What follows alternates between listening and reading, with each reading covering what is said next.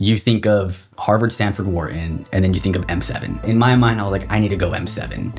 Frequently we'll have clients who truly do over-index on things like tests or GPA. I knew that I needed supposedly a strong test score to get into some of these premier schools that I wanted to go to. My best score after 4 attempts was a 299 GRE. The personal story, the authentic side of your life is really valuable in the application process. So I showed them all the offers I had. It was over $500,000 in scholarship, and I want to come here. Like, this is my top choice. Right. And if you can just help match it, or even just get me closer, like, I will come.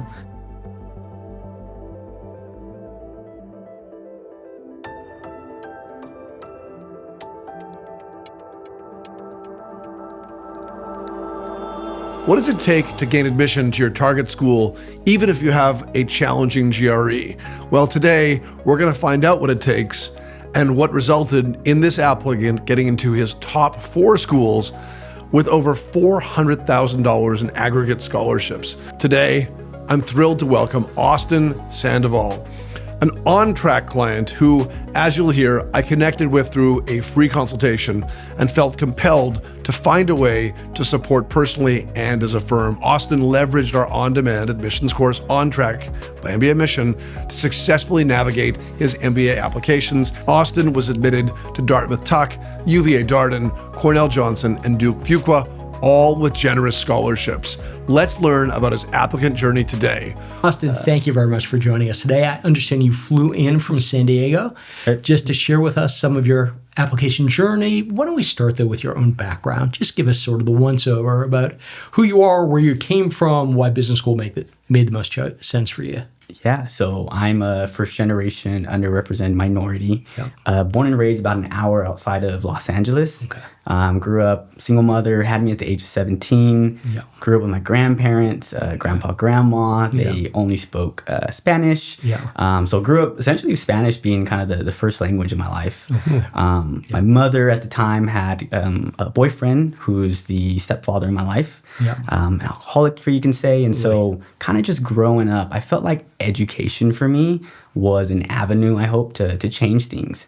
I didn't really know how, and didn't really know why, but I just felt, growing up in my community, not many people left to go to school. It wasn't a big thing. And if you did, you went to the nearest community college next, down the street, or you just started working full time to support your family, for a lack of better words.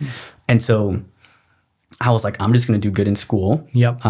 Again, don't really know why, and see where I get in. And so I'm super fortunate and blessed to have gone to San Diego State University. Okay, great. Went there, got my undergrad, a bachelor's in business. Studied information systems. And honestly had the time of my life there. 4 years studying technology, business, and really it was at that point where I was like, wow, like this is life-changing to me. I want to ask you something. You kind of said education.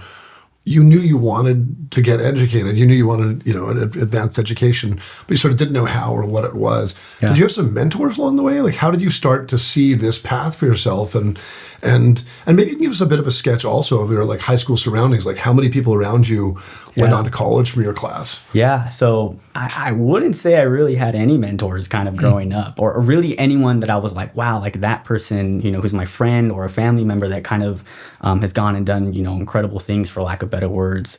So that, again, I kind of just blindly went to school, or blindly did good in school, for lack of better words. And, I was one of 2 from my whole high school to go to San Diego State University. Wow. And the other student was a student athlete. So he was there. How many students were in your school? My graduating class was 500. And so, I think 2,000 total, maybe like 1,500. And even if they were pushing us to go to school, it was like, they weren't pushing us to go to Harvard. They weren't pushing us to go to Stanford. It was like, we got application waivers to go to the Cal States in California and the UC schools. And so essentially out of my 9 schools I applied to, 4 were Cal States and the other 4 were UCs. And then I applied to 1 out-of-state school just for the heck of it. It was Arizona State. I didn't go. Got accepted to all 9 schools I went to. And it really came down to money. My family and I, we were so below the poverty line that I had Pell Grants and federal grants that covered my school. So for me, I was like, I'm not going out of state. Definitely can't afford it. And, I'm thankful that the government gave me money for like free. And, I came out debt free, and I'm super appreciative. And my family helped pay rent a little bit my freshman year in the dorms, because that was very expensive. I worked a part-time job for the next 3 years on campus. I was a supervisor working concerts and basketball games. And so that was awesome, because I was getting paid to watch like Demi Lovato. Like, I don't know. It was awesome. Demi Lovato, who is that? Is that what the young kids are listening to now? Kevin Hart was there. I mean, it was an on-campus arena, so it was a great part-time job. That's great. Exciting news! You can now access OnTrack by mbaMission for free. Take our 2-minute onboarding questionnaire to personalize your learning path. Choose the free plan, and you'll have unlimited access to our complete modules on MBA application timelines, standardized testing, your professional background, community leadership, school selection, and more. You'll also get access to select lessons from our brainstorming, personal statement, essay, resume, and recommendation modules. It's a great introduction to the OnTrack platform and will help you jumpstart the MBA application process. Get started today at ontrack.mbamission.com. Obviously amazing. Were you able with that working your way through school, were you able to focus on your studies the way you wanted? Yeah, I mean, of course, in a perfect world, right? Like, if I could just devote my time to grades, that would have been obviously ideal. But, I had to balance that. I had to work hard and really go above and beyond and prioritize income. Yeah. I was also really involved on campus. I ended up being one of the founders of a fraternity on campus my freshman year, and that turned into becoming president my junior year. And so I just remember being president of my fraternity junior year, which is insane. If you can imagine, 150 people, $200,000 budget. So you started from scratch to do that? Yeah. It was me and, a big group of us kind of came together. It was the first semester that the fraternity was on campus. And we had no reputation. We had no name to us. It was like we were new. There was no leadership. There was no kind of model to follow. It was up to us to establish this organization. And I personally wanted to be different. I remember, fraternities have such a negative stigma. They can if you're joining a social fraternity. San Diego State's a big party school. So if you assume Greek life at San Diego State, right, like you're going to party. And I was there at San Diego State to get a career. That was my priority. That was my goal. I felt my family counting on me. I felt my future family that, I'm going to have one day counting on me. And so I just felt this, like, no matter how much fun I have, no matter what happens, at the end of the day, if I don't come out with a career, like, I blew it. Like, that was always on my mind. And so no matter how much I got involved or what I did, my grades and just interviewing and internships, and I didn't know how, but I knew I needed to do that. So Austin, after San Diego State, what was the next move? Yeah, so I started my career at EY in Los Angeles. And so I was a technology risk consultant. And I always had a vision to work abroad. I wasn't able to go abroad during school because I was involved on campus and couldn't afford it. And I was like, how do I get abroad? And so 9 months into my career with EY in Los Angeles, I landed an opportunity to go to Norway, where I was in Oslo, Norway with the firm. And that was life-changing. How long were you there for? Almost 2 years. Oh, wow. 2 years in Oslo. Wow. Yeah. Wow. Yeah. Wow. That's more than most Norwegians. Honestly. Yeah. Well, it was funny when when that ended and then I joined PwC, I spent at the time, out of the 3 years out of college, 2 years were essentially abroad. And so I had more experience internationally than I did in America. So it was like, this is interesting. Yes. I gotta jump in and say that, so Austin signed up for a free consultation with me. Yeah. And he shared a lot of his journey and his life story. And at the end, I ended up basically saying to him, like, I'd like to just effectively give you OnTrack, and I'd like to help you a little bit along the way, because I was so deeply moved by his story.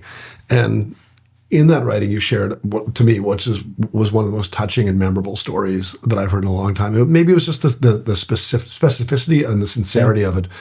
But if you feel comfortable, would you share the story of the text you got when you were in Norway? Because I think it will give people a real sense of who you are and where you've come from. And also, I think, give people a sense of, like, what's possible. Yeah. So I was in Norway. It was February. And at the time, I'd only been there for about 4 or 5 months. And it's in the winter, it's pitch black in Norway. Like, there is literally no sunlight. Like it is, that's the winter in Norway. And I come from California, Southern California. It's bright.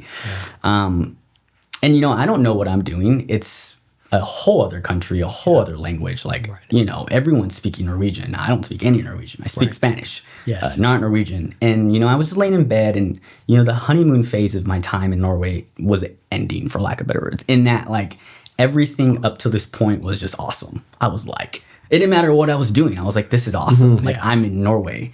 But at a certain point, the honeymoon phase ends and, it's like, okay, well, now You're going to work. You're going to work. Yeah. Correct. Day in, clocking in, clocking out. And it was February. And, at the time we were maybe a month away from COVID. So at the time, COVID's happening in China.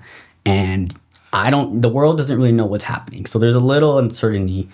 And my mom texted me and she basically, asked me to send her $10 to let my sister go out to eat, for lack of better words. And that rocked me because, although my family, I love them so much and I love my mom and I love my grandma and all of them, they've taken care of me and they've given their life for me.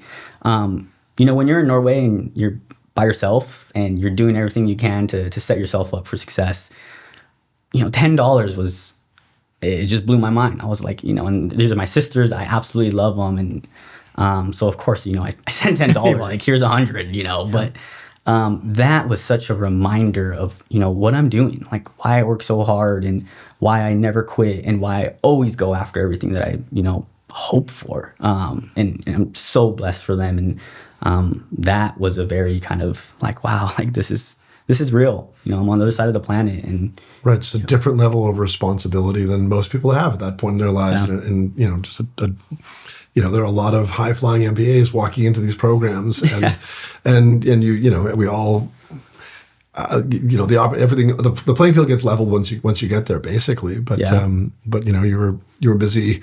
I think we talk about this often, actually, that like the personal story, the authentic side of your life is really valuable in the application process, and that there are lots of different ways to show your values. It's not just, I think sometimes people mistake community service, which it can be important as but showing leadership, showing drive, but like there are other ways to show that and show your value, show your care for others, show your altruistic side. And that one, I mean, the way you wrote it just absolutely floored me, and I was like, whoa, I gotta talk to this guy. And I remember saying to you when we talked on the phone, I said to you that you could start an essay with this story. I was like, this was because I have two daughters, I don't know, whatever it might be.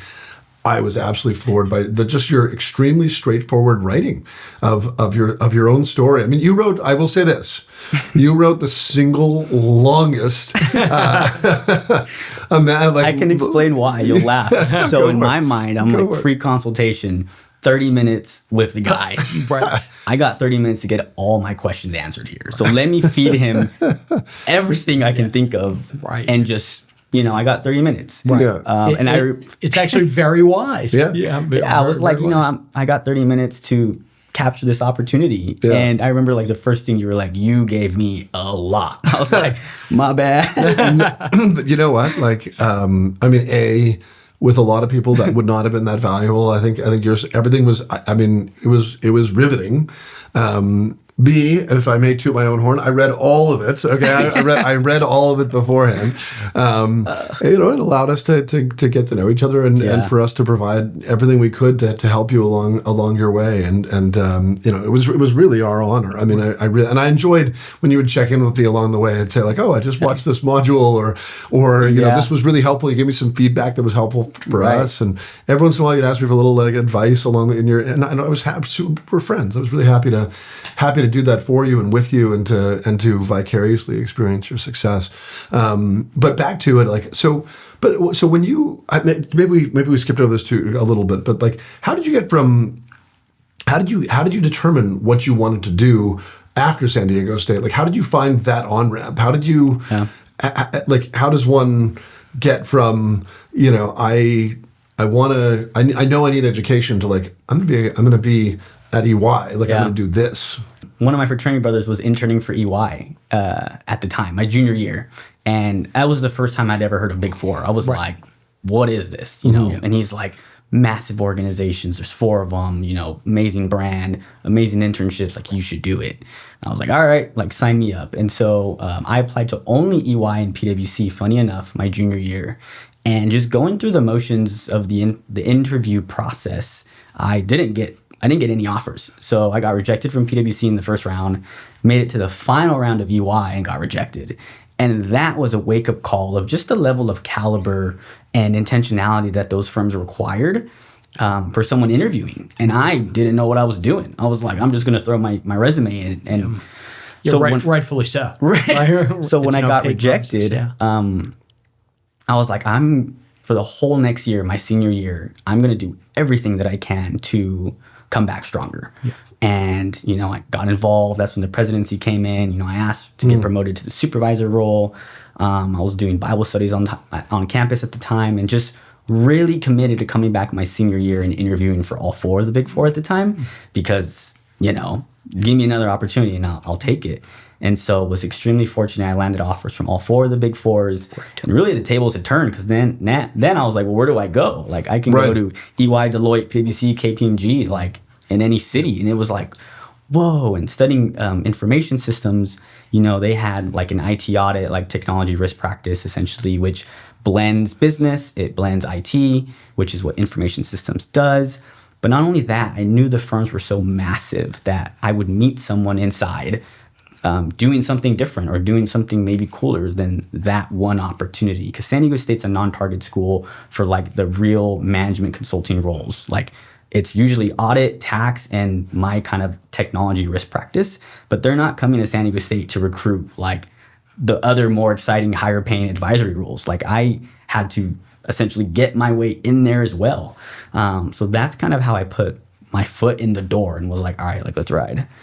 Okay, so you started off at EY, then you're at PwC now. Yep. And at what point did you start thinking about business school? Since, 5 months into, I started thinking about it in college at San Diego State. I was like, I really want to do this. I've always had these aspirations. Didn't know how, when, or why, but I did. At EY in the first 8 months, even 6 months in LA, I was like, I want to go to business school. I networked on LinkedIn a little bit. I said, if anyone has an MBA degree, like, I would love to talk to you. Just hear like why you did it, what happened. And, funny enough, the CEO of Igloo, was a fraternity brother of mine at another school, and he like messaged me. He's like, here's my number, like, talk to me.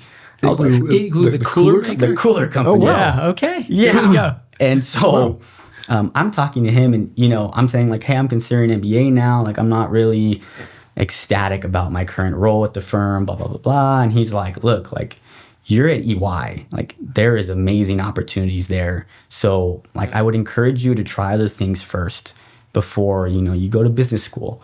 And that really, resonated with me, because I was like, yeah, like, I guess you're right. Like, there's so much more to do here. That's how I ended up exploring opportunities overseas, which the way I got there was extremely unconventional. Usually only managers and above at the firm get opportunities to go overseas to do a real exchange. There's opportunities not all the time, but if you get on a client, which is random, that has, I don't know, branches or a division in this, another country, they'll send you for a week or whatnot. But to really like say, hey, I want to go to this country for 6 months or 12 months, like, that's really hard. And so given that, I basically cold called and emailed a copy and paste email to the EY HR of like 15 countries. Okay. Spain, like Barcelona, like Madrid, just Oslo, Peru. See who responds. Yes. I think 4 responded, maybe, and 3 of them were like, hey, do you have citizenship? And I was like, I don't. They're like, they're asking you if you had citizenship of that particular country. Right. Correct. Okay. Correct. To get me to work there. Yes. And they're like, I was like, no, I don't. They're like, well, sorry, like, it's not gonna work out. Oslo was like, this is interesting. Like, here's this kid from LA who has this experience that we ironically need, let's talk more. And, that turned into 1 interview, 2 interviews, etc. And basically it gets crazy. So they gave me a 6-month opportunity. They're like, can you go ask leadership at EY to let you take a leave of absence for 6 months? We'll bring you overseas. We'll give you a visa. Wow. Let's do it. I go ask EY, EY United States, like, hey, I just landed this opportunity in Norway. Like, I want to go do this and I want to come back to LA. They said, sorry, like, we don't allow that. Like, we don't do that.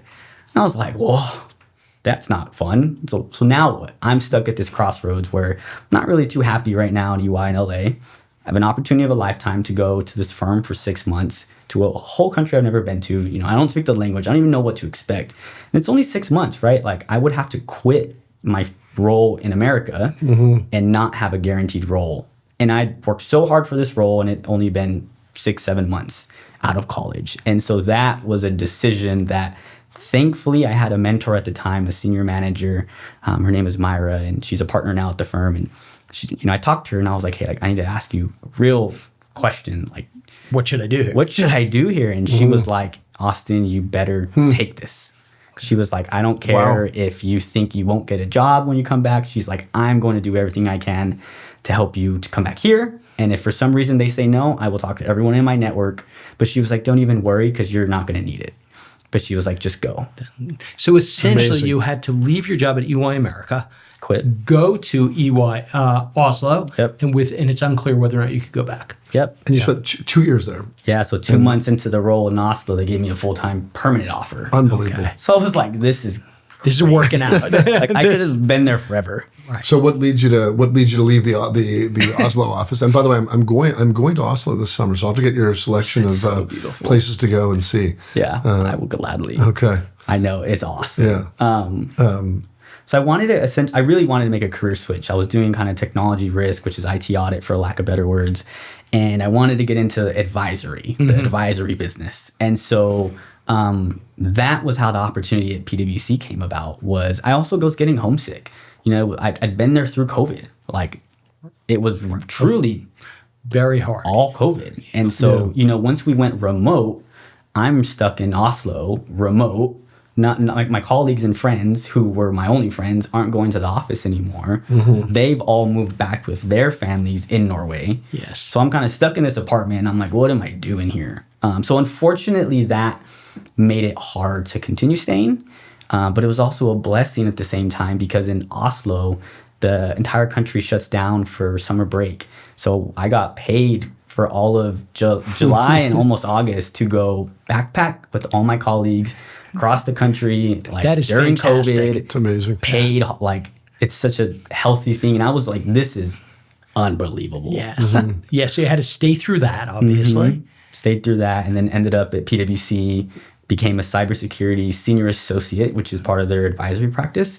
And now I'm a cybersecurity manager in their advisory practice. And so along the way, how did you know it was the right time for you to apply to an MBA? And tell us a little bit more of that journey. You know, maybe a little bit of your testing battles and the like.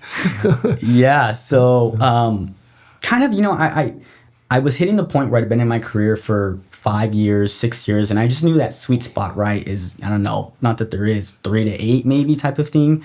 So once I was hitting 5 years, I was like, I really want to go for this now. Like I'm settled, the time is right, you know, I'm getting ready to push for manager at the firm, and it just felt right to go do that. And so I started studying for the GRE.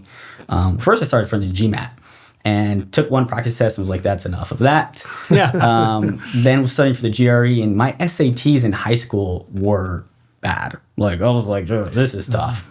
I've always dreaded standardized tests. Like they are not my friend. Sure.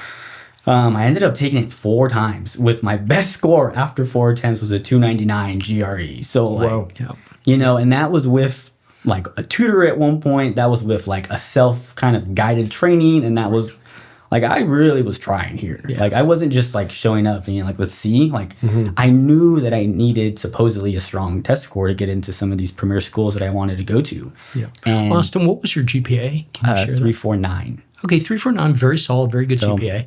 I gotta say, Austin, I remember reading your profile. I remember you telling me that you were struggling with the test, and I remember saying to you, I think you're the type of amazing applicant where someone can overlook this. Like, it's not that I think that everyone with a score gets in. Lots of people won't. But like, if someone is if they're gonna look at someone's profile and say, here's an incredibly capable person who, you know, can manage the coursework and add a lot to our class, it's going to be someone like you. And I mean, we'll do the reveal later on on schools, but I really felt like if someone gave your application, you're such a sincere person. If someone gave your application to read, they would see such a capable and determined person. So that test in the end was, maybe it's the best you could do on a test in that moment, but it also was, they set it aside, which is amazing. And it's funny. Thank you so much for that. It's funny because I was in, I don't know if you've heard of MLT, Management Leadership for Tomorrow. For sure. So I got accepted into that. And unfortunately, and or fortunately, you need on the GRE, you need a 300 or higher to remain in the program. Mm-hmm. So I got in on kind of this like, hey, you're in right now. However, if you don't get a 300 by this date, like we're going to have to defer you. And at the time I had like a 296, 297, 297. And I was like, I got one more attempt. Yes. I took the test, I think like 2 days before there. I think they gave me May 1st as the deadline. And I got a 299. And so I kind of essentially got booted out of MLT. Did get booted. Yeah. Even they wouldn't accept that. I thought it'd be an inspiring story that said, we'll make an exception for you, Austin. No. But that fired me up because I was like, I'm still going to go for it. Yeah. Like they basically said, keep studying and try again next year. We think you'll be a more competitive applicant with 300. Mm-hmm. And I was like, no, I'm going for it. Like that ship has sailed. Mm-hmm. Like I'm going in with the 299. Right. No, that makes sense. And listen, frequently we'll have clients who truly do over-index on things like tests or GPA, where they cannot see past that. And what we keep on telling folks is we've seen it all. Honestly, I've seen it all. At the same point, being realistic, who gets in with the 299? Well, honestly, someone who looks like Austin in terms of the things you've achieved across many different dimensions. And I was telling myself I'm going for it, but like, I don't know, like I'll go for anything. So when I heard you say it, I was like, all right, like maybe, this guy's on to something. Like, let's right. He knows. The reality is he knows. Yeah. That's right. I think I said I'm not a betting man. Right. But I wouldn't bet my house on it, but I think I'd bet on you on this one. Like there was so much power in that very lengthy statement that you sent me. There was anyone reading that could believe in you. I mean, it was really something. So you sort of psychologically set the test aside and you said, I'm just going to go and do this. Yep. How many schools did you apply to? I know what your outcomes were, but how many schools did you apply to? 6, I think. 5 or 6. 5 or 6. Yeah. Okay. I'm sort of dying here. Can we get to outcomes?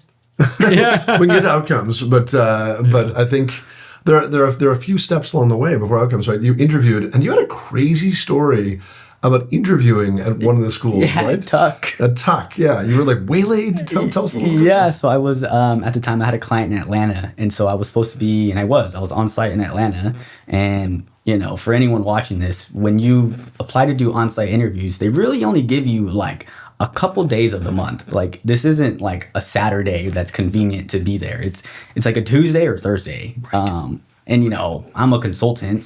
I'm on site. Like, how do I get to New Hampshire on a Tuesday from San Diego without taking all this time off? Right. But I was like, I'm going to find a way. And I'm so thankful that my team was super fortunate. Like, they were like, go do this. Like, so I left Atlanta. That's great. Monday night. I caught a Monday night flight. I go to Boston.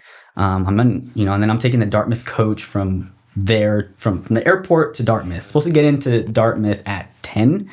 And then my hotel was like supposedly down the street, which was like 3-4 miles. My interview was at 8 a.m. And, I'll be back on the road, back in Atlanta Tuesday night. And I'm on the bus to, Dartmouth. It's, I don't know, like 8 p.m. So it's 10 p.m. or whatever time it is? Yeah, so it's 8 p.m., but I'm going to be there by 10. Okay. And I'm like calling Ubers and no one's, picking me up. And I'm like, this isn't good. There's only one Uber in all of Hanover, New Hampshire. Love to take jabs at Hanover. Yeah. It's funny, like as a consultant, it's so natural to be like, I'm just going to show up and call an Uber, like, all expensive, whatever. So I didn't think twice of it. And I'm like getting closer and closer to get at Dartmouth. And I'm like, there is no one picking me up. Like this is, and my hotel's like 4 miles away. Like what do I do? Right. So I pull up to this bus station. I've accepted my fate.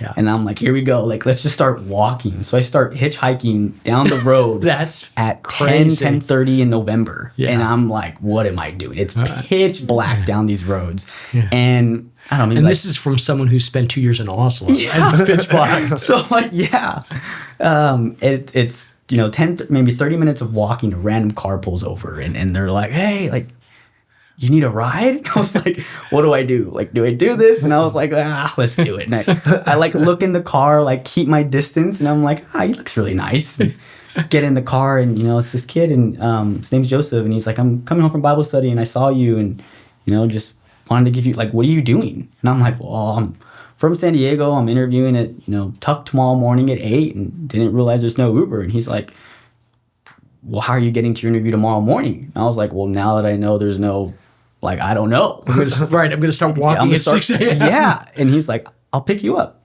And I'm like, really?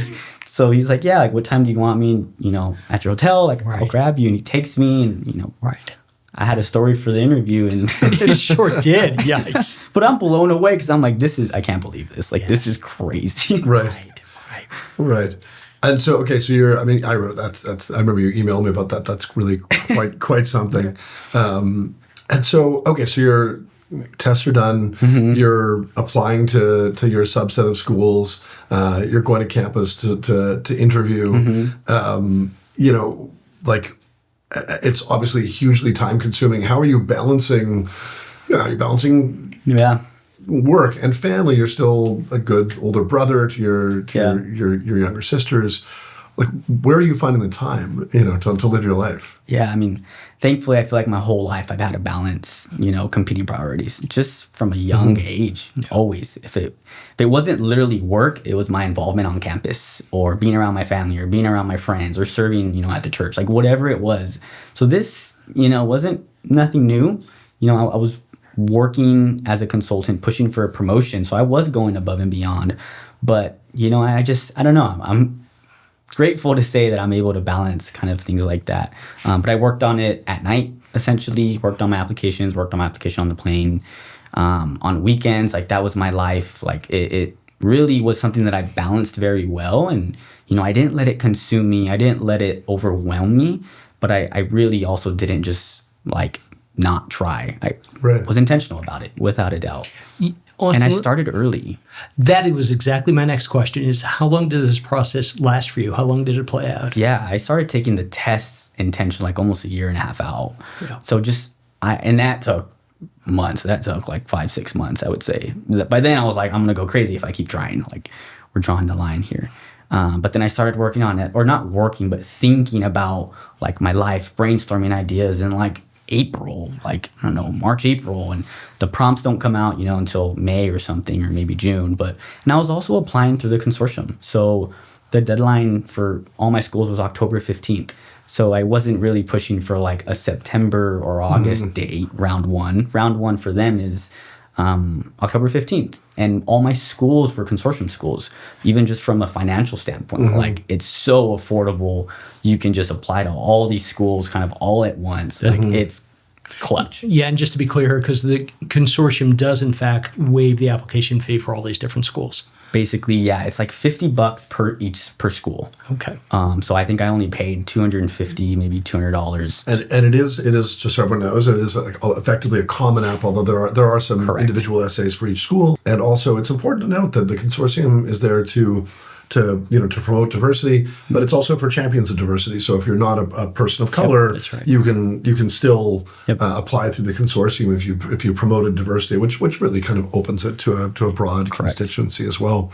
Okay, so you apply only to consortium schools. Yeah. Should we have like a cliffhanger on this episode and move to the next one about choosing schools? I have a question. Yeah. Oh, that was my question actually. How did you choose the schools? When I was brainstorming and just thinking of business schools, years out.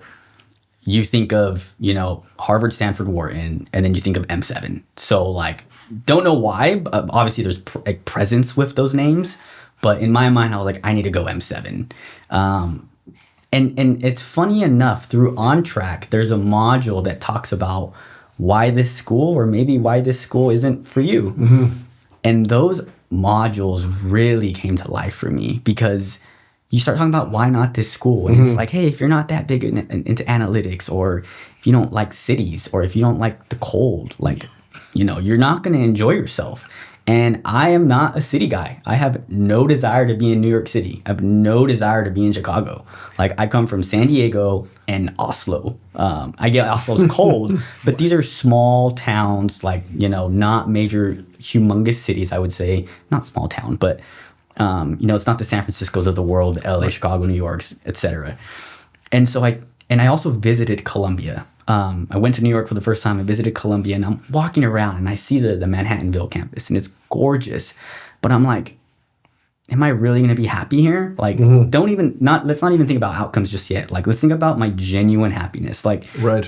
You know, let's talk about the days where it's Saturday and I want to like not think about school and I want to go live life. Like, I don't know. Like, you know, it's me and my partner, you know, I have 2 dogs. So I'm like, are we going to be having fun here? And so that just checked off so many schools from M7. I feel like I'm going to add this to OnTrack because I feel like this is so critical for people to hear. People will, every year, Harold Sorby says this before, every year we get someone who like goes to tour Harvard Business School and says like, I didn't have a really good experience. And like most people have a wonderful experience. Sure. I'm just like, you know, I didn't have a great experience. And like, I'm still going to apply because it's Harvard. And it's like, if you know definitively that you haven't had a good experience there, like maybe you should listen to that. And like, you know, and it doesn't mean that it's a bad school. It just means it didn't click for you. That's right.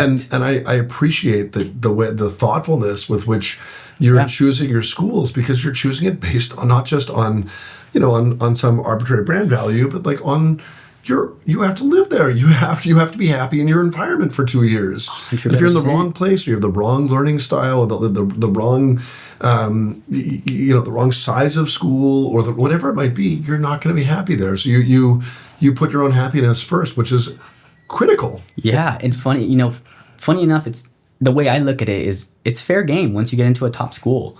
Like, at that point, you still need to execute in the interviews. You still need to show up to the fall on-campus recruiting events for careers. Like, that's right. You know, as long as that my companies are showing up at, you know, the schools that I'm looking at, I don't need to be at this school that everyone like is really dying to be at. And you honestly, you do have to trust your gut at some point. Yeah. And the reality is when we know better than many, much of this process can certainly be engineered.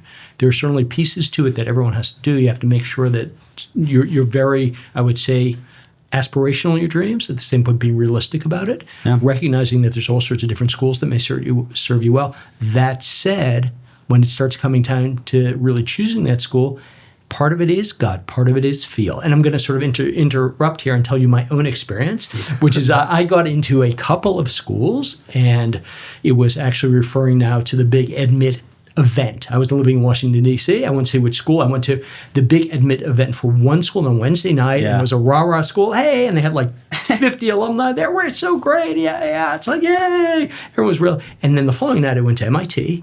And MIT, they brought in a professor, and the professor said, hey, here's how we teach at MIT. And he gave a little bit of a mini course. And I'm like, that's the place for me. Yeah. And it's just, you have to go by feel. So what did you feel then in terms of some of the other schools that you were looking at, deciding on? So once I kind of started knocking off all these other schools, you know, I ended up just focusing on my applications for UVA Darden, Dartmouth Tuck, Duke Fuqua, Cornell Johnson, and Yale SOM. And so those were the schools I was targeting. And I knew I was going to interview on campus at all of them. I was going to try my best to really get a feel for it. And at the time, I would say almost for the whole point, Dartmouth Tuck was always my top school of choice. Like, for some reason, when I was in Norway, I was like, this gives me New Hampshire vibes, or I don't know, like there's some connection here that I feel like I would enjoy that experience. I wanted the small town. I mean, especially that. If someone's picking you up in the morning to take you to school, that's not a sign. That absolutely is a sign. That's a story I'm going to save, actually. Yeah. It was crazy.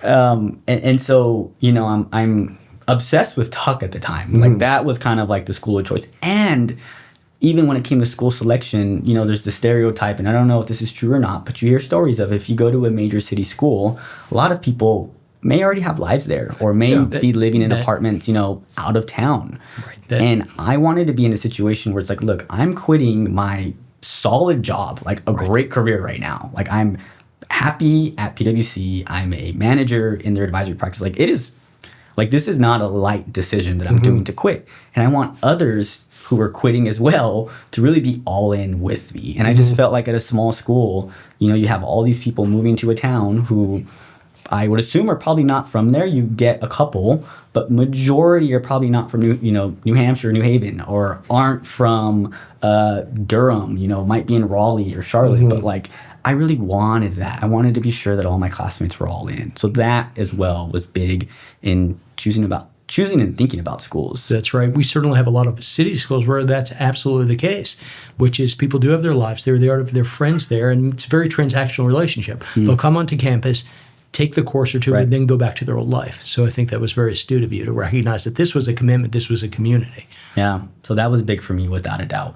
You just mentioned Durham. Do I understand correctly that Duke was your final choice? It was. It absolutely was. I think it's important to know that you got scholarships at several schools as well. Yeah, full ride at virtually at 4 schools, right? All right. Yes. So Austin, tell us who it was and what the offers look like. Yeah. So Dartmouth Tuck gave me full tuition scholarship, almost 160 grand, I think. UVA Darden gave me full tuition and fees, so that came out to like 170. Cornell did not come full. I think they gave me at least $100,000. And then Duke Fuqua came in just under full. I think they put me initially around like 80%. So started me off around like 130. Ended up closing it out around like 140. It was blew my mind when those numbers came. Like, when I was thinking about applying to schools, financially, that was my biggest priority. Like whatever school, and in between me and my wife, like we were thinking, if it's not at least, and this is crazy, but if it wasn't at least like 50 or 60%, like I don't know if we would have gone. Like this is a huge commitment, and I was already, I'm doing fine in my career, and I didn't know if I wanted to be $200,000+ in debt. And so when the threshold got surpassed and it came down to like, wow, this is insane. That was the biggest blessing ever. Absolutely. And so I think reading between the lines there, you said that their first offer, there was some negotiation on your aid package. So you went back to them and said, look, I've got bigger opportunities with other programs. Is there anything you can do to match them? And they came through? Exactly. So I showed them, all the offers I had. It was over $500,000 in scholarship. And I was like, I want to come here. Like, this is my top choice. Right. And if you can just help match it, or even just get me closer, like, I will come. It really wasn't just the scholarship, because Duke also came to you with some other opportunities, advantages. Yeah, exactly. So I was accepted so they have what's called a Fuqua Impact Scholar. Don't quote me on this. I think there's 5 research centers, and me having such a passion for leadership and serving, I got selected as what's called the COLE, so the Coach K Center on Leadership and Ethics, Fuqua Impact Scholar. And that was huge for me because I'm obsessed with leadership. I then get to be kind of recognized as a COLE, like Fuqua Impact Scholar, which means for my whole first year, I get to attend kind of some of these premier program events under Coach K and under that program and specialize in that. And that was huge for me and, my obsession with Coach K and just leadership and sports. So, that was big for me too. And the other thing too was they have a very flexible curriculum. I know UVA Darden and Tuck have a required first year curriculum. So even looking into those lines, I was like, I don't know if I want to commit to a whole first year of, mandatory courses. Not that I felt like I didn't need it, but it was like, I want to do just one semester, which is what Duke is, of core classes. And then you're into electives already. And I wanted that. Like, I wanted to just pick my classes for fun. That makes sense. Austin, throughout this conversation, the thing that I've been really impressed with is your knowledge of the schools, your knowledge of different schools, the knowledge of yourself as far as what really resonates with you. Because I think one of the things that we see as consultants, and in fact, particularly during dean reviews, is everyone treats every school exactly like the other school, and it doesn't really communicate sort of a genuine feeling to that school. Perceived ranking or clearly perceived ranking and just some hierarchy and say, I'll apply to this one, and don't even get to know them because they just accept that as an article of faith. That's clearly did your own homework. And then, listen, that showed in a lot of ways. Now, I'm sure that interviews, despite the effort it took to maybe physically get to the interview, I suspect it was a very good interview. And it's funny because I attended, and I wish I would have done this at all the schools. This is one thing that if anyone's watching, I highly encourage, but it's attend diversity weekends if that's your thing. Right. If you're a military applicant, attend that. Attend those, because I attended Fuqua's, it's called MBA Workshop Weekend. It's hosted by the ALMA, which is the American Latin Management Association, and then the Black Business Student Association. And that weekend blew my mind. When I found the people and community, I left that weekend like, oh wow, like if this school doesn't accept me, right, this is gonna suck. Like this is the place for me. This is the place. I left there being like, I want to be here. And I'm thankful for that. One has to wonder in this climate whether they'd be permitted legally to continue having a diversity That's an weekend. interesting point. It is a student. It's run by student clubs. That could be a loophole. So Austin, one thing I'm really curious about is, and I should just so viewers understand, we effectively gave Austin OnTrack, and I would jump in and jump out and just do some like micro help here and there. So there are things I don't know about Austin at this point. Yeah. And one of them I'm curious about is, your career goals. What did you were in on a well-trodden path. You had a lot of success. You were about to be a manager. What did you say you wanted to do with your MBA? Because I think a lot of people are. We talked about this on other podcasts. We're sort of afraid to kind of say, I want to stick on the same path. I like what I'm doing. I just need these skills. So where did you say you wanted to go? It's funny too, because what I said I wanted to do, which is what I wanted to do, is changing already. And so hopefully anyone listening enjoys this. But at the time I applied saying I wanted to be a cybersecurity partner. So I wanted to be a partner in my firm, which was interesting because, you don't need an MBA to be a partner, and especially in the Big Four. Like they will almost ask you, like, why are you getting an MBA? Like, just stay here. Like, keep doing what you're doing, keep crushing it. Learn you're already client facing, you're already getting promoted. Like, you don't need that. And so that was an interesting sort of twist that I had to explain in my story. Was like, well, although I recognize that you don't need an MBA to be a partner, I've noticed that some of the global leaders of our firm, like the senior partners, do have MBAs, and that was very eye-opening for me. And also, I don't know if being a partner was really what I wanted to be. I'm still not ruling it out, but I wanted the MBA to just give me a platform and breadth that regardless of in life, if I want to switch or if I want to do something different, I'll have the MBA behind me to support me and encourage me through that. Right, and one of the purposes of the MBA is, in fact, to explore these things, to maybe spend the summer doing something different, to find these worlds that you may never known had even existed. Exactly. So what have you evolved towards? Yeah, so I'm leaning towards product management now, and I'm trying to blend like my cybersecurity knowledge with that. So somehow maybe, and this is all like rough draft still here, like we're thinking through this live, but maybe being a product manager for like CrowdStrike or for like a cybersecurity company or like Google security division like Mandiant or Google Cloud, like somehow being part of like the security division of a company at a big brand, big tech name, but sort of being a product manager for the cyber side of things. So that I'm starting to investigate and kind of see where it goes, but it's still all kind of rough draft. And Duke is a great place to do that. Yes. They've gotten really committed to the whole tech world at this point. And Research Triangle Park, will you be able to, though, do you miss San Diego? I 100%, nothing I think will beat San Diego, but at the end of the day, it'll always be there. It'll always be home. I'm very fortunate to be in a position where I can leave right now and, stay away, for as long as I need to set my career up. So, that's great then.